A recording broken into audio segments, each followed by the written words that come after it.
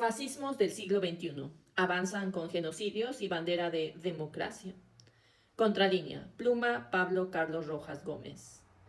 Con toda la hazaña posible, el imperialismo busca liquidar los modelos revolucionarios que aún sobreviven en el orbe, como Cuba y Venezuela, y con ello sentar precedentes contra los gobiernos progresistas, con la vía libre, pues no hay movimientos revolucionarios anticapitalistas que los enfrenten. Los fascismos del siglo XXI avanzan con las herramientas de las democracias liberal burguesas, mientras las izquierdas se vieron obligadas a renunciar a sus horizontes utópicos y aceptar las reglas del capitalismo, tras la caída de la Unión Soviética y el muro de Berlín. En este escenario es momento de que las izquierdas latinoamericanas vuelvan a pensar sus utopías para contraponerse a la opresión de los pueblos. Hay dos diferencias, entre otras más, fundamentales entre los nuevos fascismos del siglo XXI y los del siglo XX. La primera es que ahora usan los instrumentos de las democracias liberal burguesas anticapitalistas para ejercer el poder político. La segunda es que hay una ausencia de movimientos revolucionarios que se contrapongan a su avance. Vayamos por partes. Si bien en la centuria pasada los dirigentes fascistas llegaron por la vía armada, por golpes de Estado y rompiendo por completo con los regímenes liberales.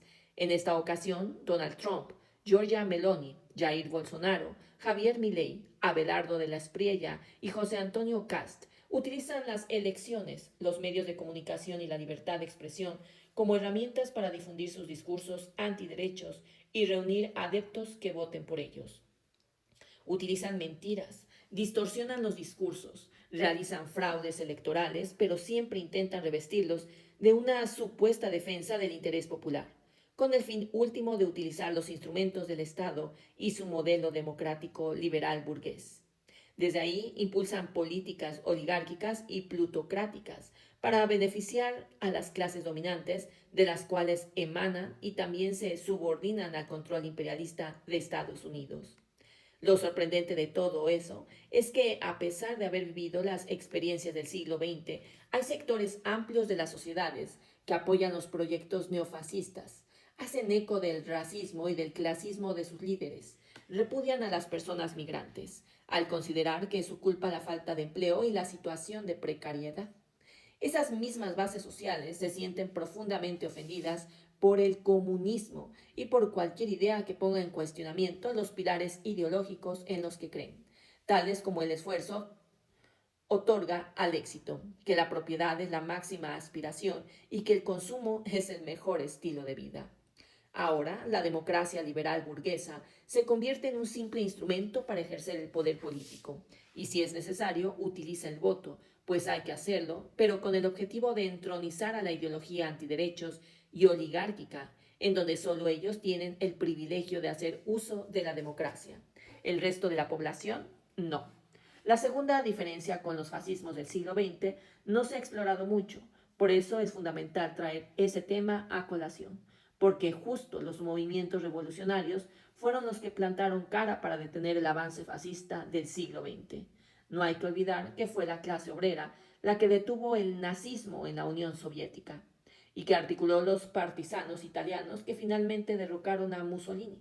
Además, en la década de 1960 y 1970, organizó oleadas intensas de movimientos sociales a lo largo y ancho del mundo para resistir la hegemonización imperialista de los Estados Unidos.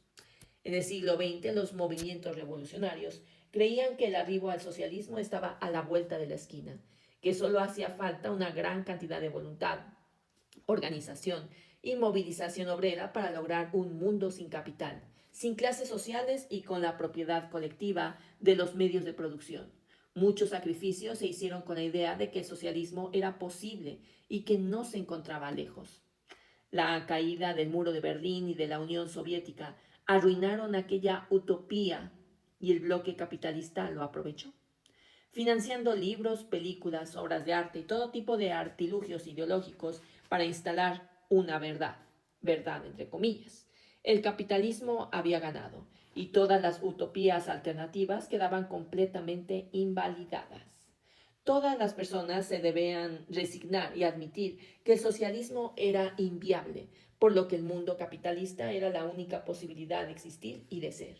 El cinismo se instaló en las sociedades y también la desesperanza. Sin alternativa posible, entonces, básicamente, había que volverse tiburón y depredar en el nuevo entorno destructivo y mercantil. Ello, desde luego, fue la premisa ideológica para la difusión del neoliberalismo. Desde entonces quedó completamente neutralizado el debate tan intenso que se había desarrollado en el siglo XX alrededor de si la vía de transformación debía ser la reforma o la revolución. La izquierda latinoamericana inició el siglo XXI mayormente desmoralizada y con sabor a derrota. El bloque capitalista se apoderó del mundo y el único mecanismo para resistir fue la reforma. Así nacieron los progresismos que se vieron forzados a aceptar las reglas del orden burgués y apostar por atenuar los efectos más dañinos para el grueso de las poblaciones. Se tuvieron que adaptar a las nuevas reglas de empresarialización de los partidos políticos y admitieron la necesidad de congraciarse con los grandes capitales y respetar las inversiones extranjeras como doctrina fundamental. Lo cierto es que no les quedó de otra. La reforma se volvió el único mecanismo para luchar contra el ángulo más nocivo del capitalismo, llamado entonces neoliberalismo. Aún así, con todo y todo, hubo excepciones cruciales como las de Venezuela y Bolivia, y contra todo pronóstico también se mantuvo Cuba. Luego, en un segundo grupo, se consolidó la oleada progresista en Argentina, Brasil, Ecuador, Uruguay, y finalmente se sumó Colombia y México. En el primer grupo, las nociones de revolución y anticapitalismo estuvieron presentes, e incluso en Venezuela se convocó a la formación de las comunas para el autogobierno. El segundo grupo estuvo conformado por proyectos más tenues, que se concentraron en redistribuir la riqueza a través de programas sociales y acrecentar el rol del Estado en la economía. El problema es que, con el ascenso de los neofascismos del siglo XXI y del segundo gobierno de Donald Trump, la venganza comenzó justamente contra quienes se atrevieron a plantear proyectos revolucionarios anticapitalistas. Por ello buscan aniquilar con toda la hazaña posible a Cuba, Bolivia y Venezuela, pues saben que cada minuto que sobreviven es un desafío a su hegemonía y un ejemplo a seguir para las izquierdas del mundo. Por otro lado, la ofensiva se centró contra los progresismos a través de instrumentos mediáticos fraudulentos. Eso, como muchas de las estrategias y ofensivas del imperialismo, está enfocado en acabar con los nichos de esperanza y dar una señal violenta al mundo para que nadie se atreva a seguir el ejemplo de quienes desafían el orden capitalista. Parte 1.